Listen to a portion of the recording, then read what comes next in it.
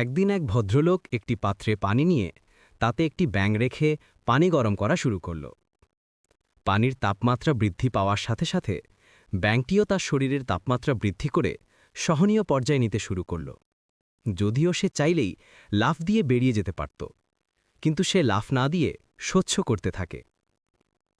আস্তে আস্তে পাত্রের তাপমাত্রা যখন আরও বাড়িয়ে ফুটন্ত গরম করা হয়, তখন ব্যাঙটি আর সহ্য করতে না পেরে সে সিদ্ধান্ত নেয় লাফ খাওয়ার। কিন্তু ততক্ষণে তারা লাফ দেওয়ার মতো শক্তি নেই।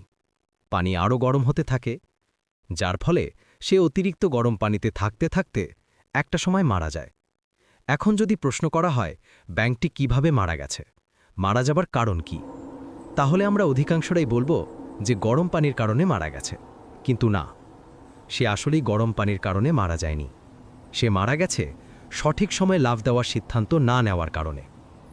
ঠিক তেমনি প্রতিটি মানুষের স্থান, কালপাত্রভেদে এক একটা বিষয় সহ্য করার ক্ষমতা থাকে।